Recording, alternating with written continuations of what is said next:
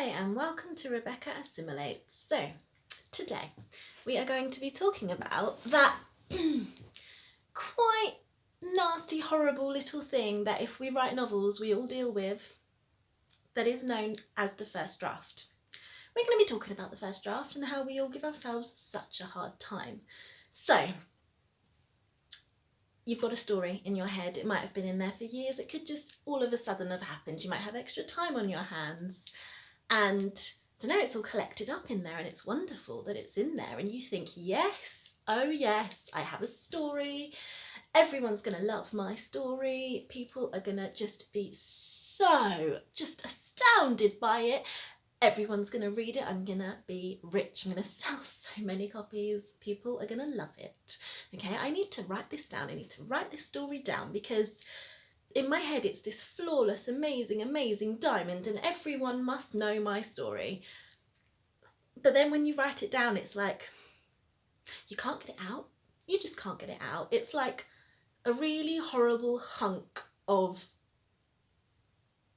stone that, you know, in your head is a diamond, but you just can't, there's something wrong with your body and the way your head is telling your hands what to do. There's something, it's just not working. The story is there, but it's just not coming out of you. Okay, what is wrong with you? Why is it so hard to reach this story in your head that you need to share with the world? What is going on? You know, you've got it up there. Why isn't it just coming out of you? I don't understand. What is wrong with you? Other people do it?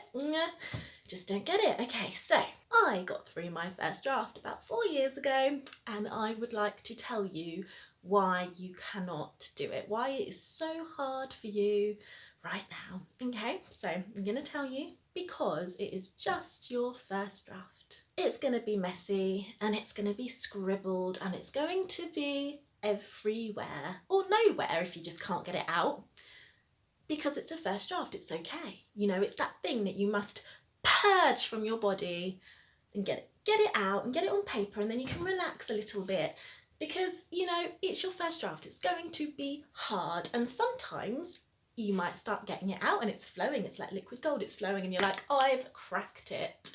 You can do it, you've got this, oh look, I'm a writer now, it's wonderful, and then all of a sudden it happens again. Complete word constipation. Yes, word constipation. You can't do it. So that's okay. That is why I'm here today, to tell you that it is absolutely fine, because it's what we all have to go through. It's part of the process. The hardship and the crazy insaneness of why it's not working and the ugliness and the just it being everywhere and you're not really knowing what's going on. That's all right. That is all part of it. Okay, so it's fine. And also it keeps it fresh as well. It keeps it fresh. It's not, you know, it doesn't come out perfect because it's not ready. It's just this teeny weeny tiny weeny little thing. It's not ready yet, you haven't written it, you haven't nurtured it, you haven't helped it grow. It's just very small and it still needs to be like mouldable and it needs to grow with love. It's a partnership and it's okay that it's not a finished product at this point and that you're not writing the finished product, because how boring would that be? Because if it was perfect, it wouldn't have a chance to grow, and stories all need to grow from the idea to the end. It's very big process that hopefully once you've done a few of them you'll get quicker at, but if this is your first draft of your first novel, it might be quite difficult. Okay, I have a few points that I think would be quite nice to think about, because when I was doing the first draft of my novel I hadn't really researched anything or how hard it would be. I just knew I had a story in there from when I was about 14 and it's changed a lot over time, and I just had to get it out, and I'm really hoping some of these things to consider, ponder, will help you, because I kind of wish I had known them. Like, I definitely learnt them the hard way. Point number 1, don't look back. Okay, when you start, don't look back. It's like when you're climbing, don't look down. When you're writing a novel, don't look back. There's no point on the first draft looking back and really analysing it and editing it and getting other people's points of view. That is so important later on. But now you don't need to think about it. You don't need to think about the fact that only you understand your scribbles, because they're only for you. That's it. It's just for you. It's special. It's just for you. You're doing this. It doesn't matter. So please do not look back at anything you're doing. It just doesn't matter. So don't overthink it. Don't be really nasty to yourself about the fact that it is so difficult, because it's going to be difficult and it's going to be really confusing and things are going to be everywhere, and that's all right. That's perfectly fine. It's the first draft. Okay, so point number 2. Don't follow the rules. Okay, there's plenty of rules out there. There's rules everywhere about everything, and yeah, that is still the same case when it comes to writing. Don't follow the rules. Do not sort of feel like you have to do it the same way that you found out another writer did it, their first draft. I mean, you can try, because it might work. Sometimes these things work and it's like, yes, but if it doesn't work for you, that is okay. You have your own way. It might be the first time anyone's done anything in a certain way, and it's all right that no one else has done it in your way. It's your way, and if it works, it's working. So do not name your characters in your first draft. Mine had names in the first draft, but they were silly names. They were names just so I remembered which one was which. It wasn't really anything. I didn't know what kind of setting it was at that point. And their names have changed quite a lot. Some of their genders have changed. So just don't think about it too much. You know, A, B, C, D, E, that'll do. Right. Okay, so also don't think about like story arcs, plot holes, things like this. These are, you know, terms for future drafts, not the first draft. Not until you've done it quite a few times and it just comes naturally. I think to some people it comes naturally, some people it never will, and that's okay. It depends kind of on the finished product, and everyone gets to that in a completely different way, and you just need to stop putting pressure on yourself. You need to just do what is right for you. Okay, so point number 3. You need to grow your story, your tiny weeny little seed of an idea that you have that isn't really getting any bigger. You need to grow that, and I've talked about this already. It's a partnership, it's a bit of you, it's a bit of the seed. I mean, half of it growing is like your head and your hands as you write it and helping it, but you are only like 50% of this now. You know, you've planted the seed and it is doing its own thing. It needs to grow itself. It needs to, you know, stand on its own 2 feet or get its roots in the ground. It needs to have stability of its own and ideas of its own, and it will. It really will tell you what it's doing in time. But at first it's just tiny weeny sapling and you've got to help it grow, okay? And also, don't worry if it doesn't grow in the way that it seems it should. You might have an idea somewhere in the middle of a novel. You don't really know what comes before the novel, like how it all starts. You might not know how it ends. I mean, for me, I had these wonderful, wonderful fruits of scenes, juicy fruit scenes that I knew needed to happen in my story, and I didn't know why, and I didn't know how they were connected, and I kind of knew what characters would be in them-ish. They were peaches. They were definitely juicy scene peaches, and I didn't know how they connected to the main thing. I just knew they had to happen. So basically in my first draft, my peaches of scenes, they were levitating in the air. They had nothing to hold on to them. They were just there. And that's a little bit scary that there's no branches to support them. But that's all right because it's a first draft. And the thing is, as you write all of your drafts, like the peaches might move around. Some of them might have been at the end, but they could be quite near the beginning. Some of the peaches might just fall off. Some of them might fall off, but another branch might shoot out and catch them, because that is the wonderfulness of when you write a story. You don't know what's going to happen until you're going through it, and it's a process, and that's a good thing, okay? So another thing is, it's how you are writing your story. And I'd really like to know that if you are all like, if anyone is watching this and is writing a first draft or something, please leave me a comment. It's down here somewhere, apparently, room for comments.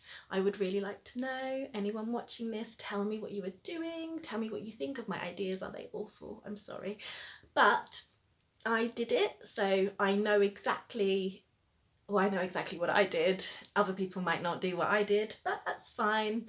At the beginning, well, my seed was probably about at the end of the first third of my story, and I had no idea how it was going to get to that point. I mean, weirdly, I knew the end. I had a really big juicy peach right up there. I knew exactly the end. I had no idea what the beginning was. I didn't know what was going to come from that seed. I didn't know what the roots were going to be. And that's okay, because I do know now. And the thing is, when you start getting pieces all together of your story and like still mixing it around, because remember, you've got to be fluid, got to stay flexible, it's always going to change. Okay, but the roots started to kind of dangle and grow and shoot out and tell me how the characters were going to start, and that is perfect. That is what you need, and that will happen. You don't need to put pressure on yourself. It will just make sense. Point number 4. Okay, so you've carved out a little bit of writing time. That's lovely. I mean, you might actually be someone who doesn't really plan writing time. It might just happen, and that's fine, but we all suffer a little bit from like the internet and social media, and needing to check things, and needing to check emails, and needing to check our profiles and see if people have talked to us, and what's going on in the world.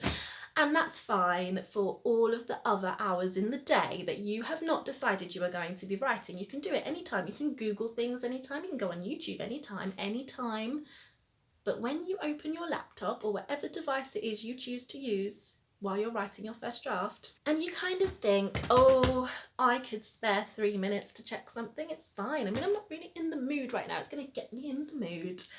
And then, you know what always happens? 40 minutes pass, and then you're like, oh no, oh, what has happened? Yes, so do not go online in your writing time. Just don't do it. Don't go online. You don't need to do it all the other hours in the day, but don't do it when you're trying to write. Just focus and try to write. And that leads me nicely to point number 5. I've got 5 points. Okay, so this one, if you've looked up things like this before, you'll have heard this before, and I hear it a lot, and I see it a lot, and I read it a lot, and it's like, oh, it's like the don't run before you can walk-ness of writing advice. But there is a reason why you hear it so much, and that reason is because it's true. Don't stop reading, you know, don't stop, just keep reading. There is no need to stop. I know when I was writing my first draft, for some reason, I sort of decided that reading might hinder my writing somehow, that I might be influenced, that things might go wrong, that I might forget my story if I read a book. I guess everyone's different, but I just feel like reading is really important. You're not going to forget anything, and you're not, when you do read, you're not going to have to kind of like make notes about how wonderful these books are, because your brain is quite clever and it will actually just take it in. It will remember, and as you read and discover new things, your writing will actually improve. It will improve. And remember, this is only your first draft.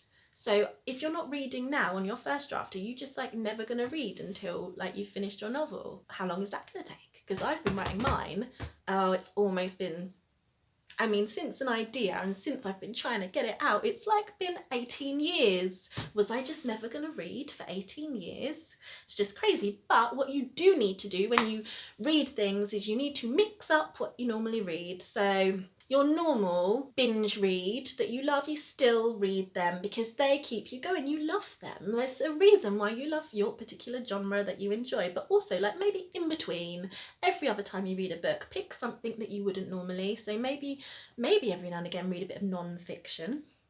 Read something, oh, I don't know, maybe if you're into sci-fi, read something like historical and what you think might be a bit stuffy, because even if you're reading a book and you're kind of like, oh my goodness, I'm still turning pages because it's research and it's just really hard to get through, every now and again you're going to stumble across a little gem of something in there. Even if the rest of it you don't even like, you're going to find something, and it might be a turn of phrase, the way they piece things together. It might be something about a setting or a scene or a particular wonderful way that a character is described, or the way they speak, dialogue, anything. It can be the structure of how they've laid out this horrendous book.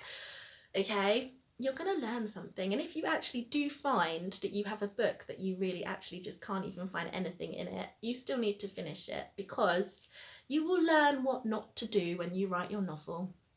Okay, so just get to the end. If you start, get to the end. It's very important. It's all research. You're learning. It's wonderful. You need it. I think I'm done ranting for today about how to get through a first draft, because it's hard. It's so hard. I mean, I remember also when I wrote my first draft, I actually, because I wanted to get in the mindset of it, people tried to get hold of me for things, like friends, to do little things, and I didn't. I would make up excuses. I did not say I was writing my first draft and that I would rather do that than see them, because I don't know how well that would have gone down. But I did make little excuses. Yeah, it happens. But I got it done. I got it done. And the thing is, like, once you get it done and you're so happy and you've like completely purged it from your body and it's out there, it's not in your head anymore, it's out on paper, even though you're the only one that understands it, it doesn't matter, because you are free and it is wonderful, and you can be really happy about it for a little while and be really satisfied. And then you kind of have to think, oh, I've got my second draft to go now, a new kind of hell, a complete fresh hell. But that's for another day. Okay, so please remember to comment below and talk about anything I've spoken about in here, because I really want to know how you are on your first draft, if you've done it, if it's over.